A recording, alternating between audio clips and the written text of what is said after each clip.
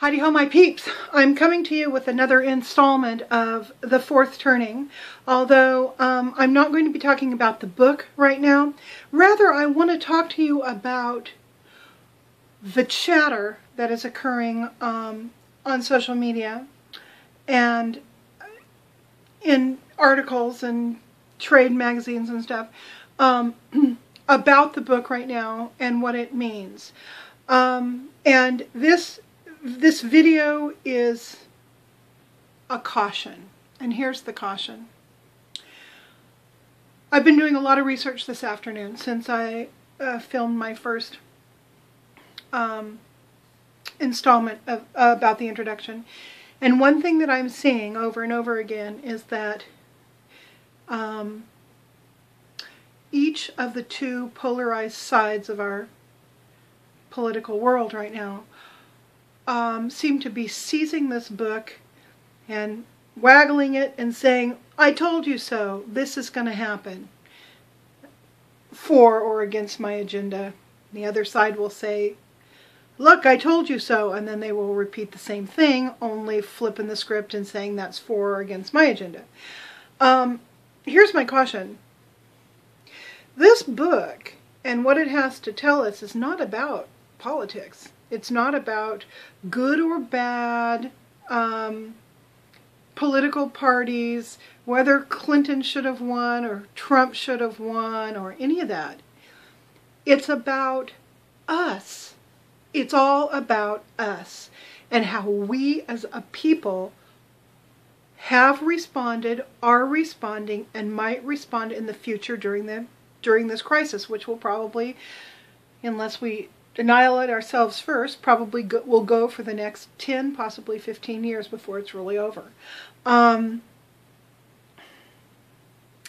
It is about how we, generationally, react, respond, act when faced with the stresses that we've been faced with.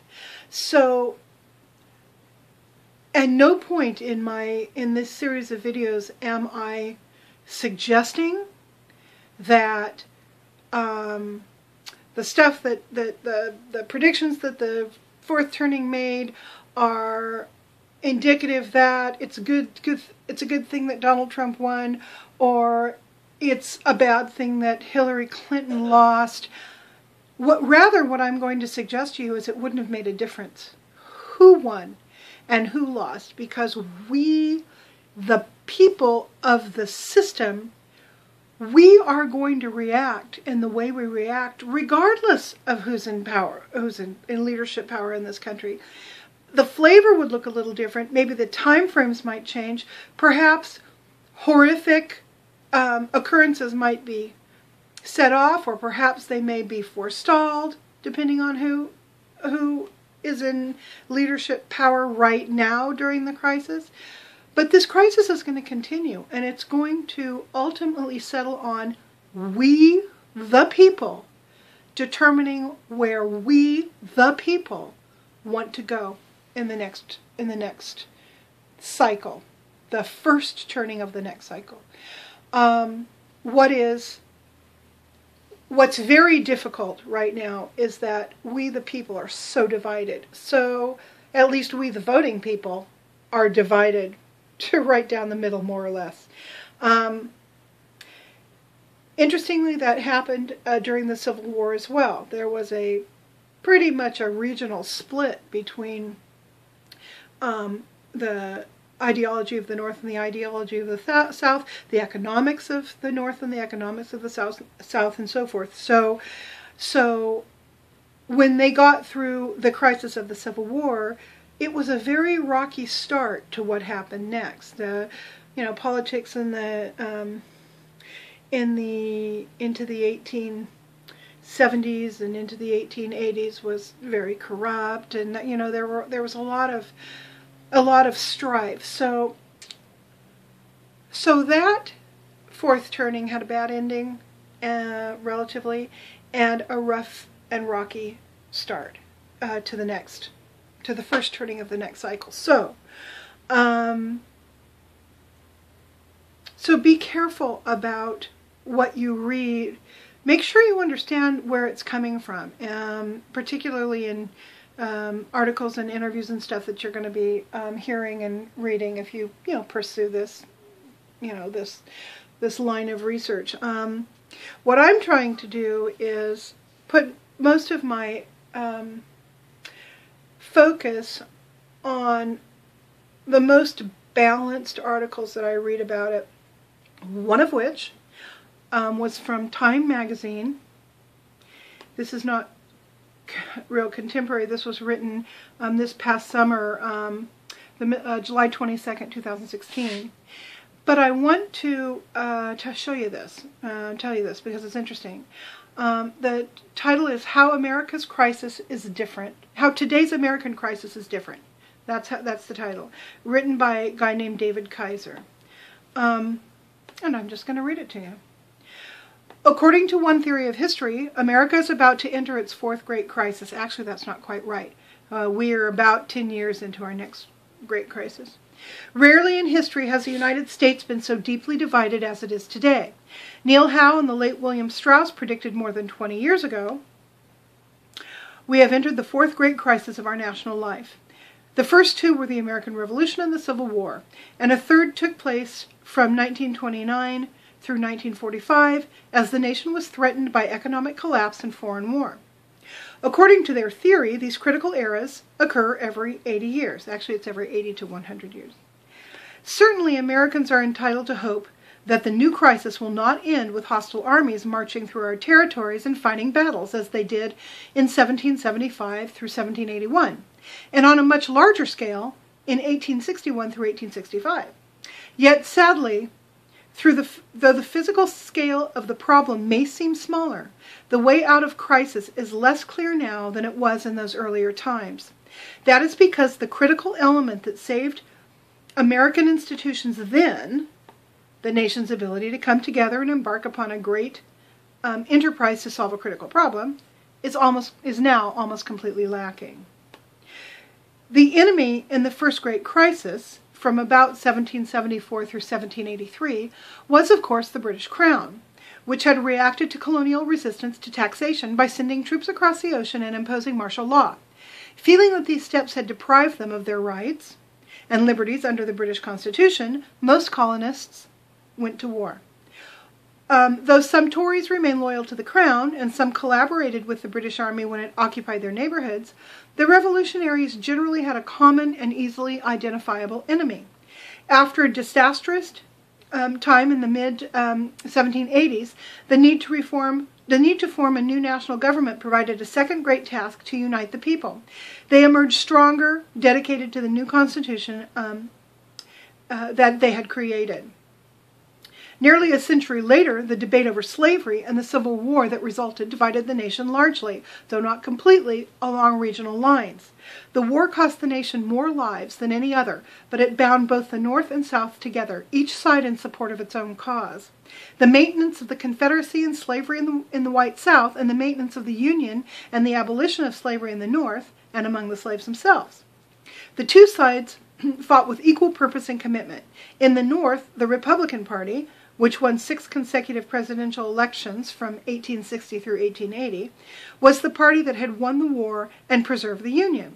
The war helped integrate immigrant groups like the Irish and Germans into national life because they helped to fight it. In the South, sadly, a new white ruling class emerged from the Reconstruction, reconciled to the Union, but dedicated to the preservation of white supremacy. Within each larger group, a widely shared goal could be identified. As much as any democratically elected leader in history, Franklin Roosevelt, who took office in 1933, in the midst of the third great national crisis, the Great Depression, understood the importance of enlisting the nation in a great task. Though Americans may have differed about how to achieve it, all agreed that fixing the economy was the primary goal. During his first 8 years in office, he focused on increasing employment, securing the rights of organized labor, passing Social Security, and rebuilding the nation's infrastructure. Beginning in 1940, he focused on preparing for World War, and succeeded so brilliantly that by the time of his death in 1945, the United States was on the verge of victory over all its enemies. That crusading spirit, at home and abroad, held the nation together for another 20 years, and black and white Americans drew upon it to create the civil rights movement. Even the controversy over the Vietnam War failed to destroy the post-war consensus. As late as 1968, a broad consensus still prevailed among the political elite and among most older Americans. Realizing this, Richard Nixon promised to bring us together, reduce violence at home, and bring an end to the Vietnam War. He parlayed those statements into a highly successful first term in office. Today, there is no common purpose and no legacy of recent achievements upon which to build. The two parties live in different mental universes. Much of the old political order has collapsed. This week, the Republican Party nominated Donald Trump, who had virtually no ties to its leadership, for president. Hillary Clinton, meanwhile, seems likely to run as the representative of the status quo and the center-left ideological consensus that Trump's followers reject. The low favorability ratings of both candidates suggest that neither will have great difficulty rallying opposition voters after the election. No matter who wins, it seems likely that the election will leave the country more divided than ever. I meant to say either will have great difficulty. What they're saying here is that what we're seeing now, we have a winner, and the other side is not jumping on board because we are so divided. We are so divided. And as this guy says, no matter who wins, I'm going to repeat this, no matter who wins, it seems likely that the election will leave the country more divided than ever. What common purpose could unite the nation today? Not foreign war, surely. America's endless conflicts in the Middle East, fought by its small professional army, lost any power to inspire citizens years ago, and now drags on while the problems it's supposed to address, terrorism, gets worse and worse. The hawkish Clinton would hardly create a new national consensus by taking more military action in the Middle East. If Trump wins, a crusade to rid the nation of millions of immigrants could trigger widespread violence at home. There is enormous work to do regarding infrastructure, economic inequality, the cost of education, climate change, and more. But none of these issues has seized the public imagination as the single primary problem, and all of them are the subject of political gridlock. Of the three previous crises, the Civil War probably offers the most useful comparison. It was horribly bloody, it did not secure real citizenship for the former slaves, and it led to an era of weak government, all-powerful corporations, and inequality. But the nation, the Constitution, and the government survived, all allowing for further progress on many fronts in the 20th century. The survival of such institutions may be the best America can hope for over the next 10 years. Survival now remains the critical goal.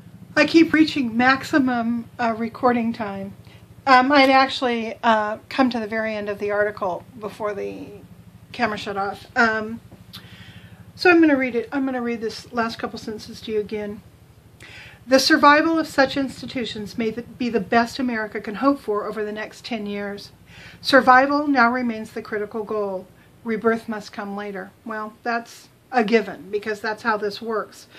You survive through your crisis, you realign your social order, and then that new social order is reborn, grows, and goes on its merry 180 or 100 year span. So,